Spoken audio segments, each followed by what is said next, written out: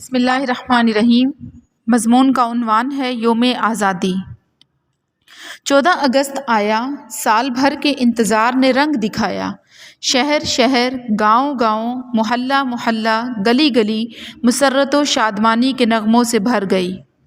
جلسے منعقد ہوئے، تقریریں ہوئیں، زندہ باد کے نعرے گونجے، جلوس نکلے، ہاتھی گھوڑے اونٹ بیل جلوسوں کی زینت بنے۔ ہر چھوٹا بڑا مرد عورت بچہ بوڑھا مسرور ہے، شاداں ہے اور خوش ہے، ایک نئے ولولے سے اکڑ پھول رہا ہے۔ قیام پاکستان کی کہانی رقم کی جا رہی ہے۔ اس سلسلے میں بعض دل خراش واقعات نے ایک نئی سوچ اور زندہ رہنے کا ایک نیا راستہ دکھایا ہے۔ برِ صغیر پر انگریز کی حکومت تھی اور یہ حکومت اس نے مسلمانوں سے چھینی تھی، اس لیے وہ مسلمانوں کو اپنا دشمن سمجھتا تھا اور انہیں ذلیل و رسوا کرنے کا کوئی موقع ہاتھ سے جانے نہ دیتا تھا۔ اس کے ساتھ ہندو خوشامدی بھی انگریز کے دل میں مسلم دشمنی کے جذبات کو ہوا دے رہا تھا۔ نتیجہ ظاہر تھا کہ مسلمان ان دو پارٹوں کے درمیان پس رہے تھے۔ انگریز کا حکومت پر قبضہ تھا تو ہندو کا دفاتر پر۔ وہ کسی مسلمان کو افسری تک پہنچنے ہی نہ دیتے تھے، اس لیے مسلمان دفاتر میں چپراسی یا چوکیداری کر کے اپنا پیٹ پالتے تھے۔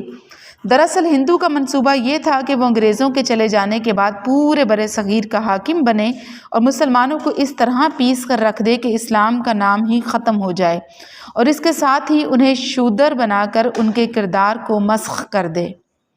انگریز اور ہندو کے گٹھ جوڑ سے مسلمانوں کی حالت بہت قابل رحم ہو چکی تھی۔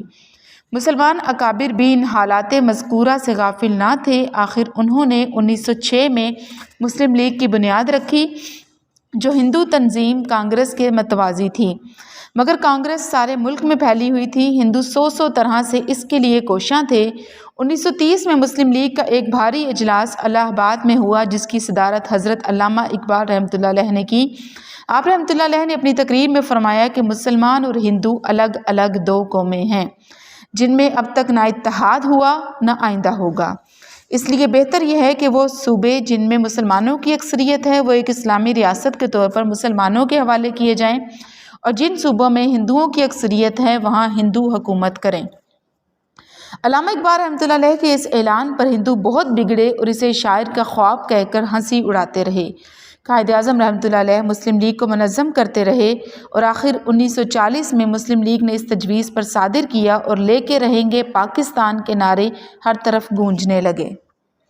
ہندو بھنا گیا اور اس نے اپنی اکثریت کے علاقوں میں مسلمانوں کا قتل عام شروع کر دیا، مگر اس نے مسلمانوں کا جوش اور بڑھا اور وہ دشمنوں کے سامنے خم ٹھونک کر کھڑے ہو گئے۔ اب انگریز اور ہندو نے مجبور ہو کر پاکستان کے قیام کو منظور کیا۔ اس روز جب کہ پاکستان کے قیام کا اعلان ہوا، 14 اگست کا مبارک دن تھا۔ زندہ قومیں ایسے ہی قومی دن کو بڑی شان سے مناتی ہیں۔ ہم مسلمان بھی خوشی مناتے ہیں کہ ہمیں چھنی ہوئی آزادی ملی اور پاکستان کی سلطنت وجود میں آئی۔ پاکستان پائندہ باد۔ قائد اعظم رحمۃ اللہ علیہ زندہ باد۔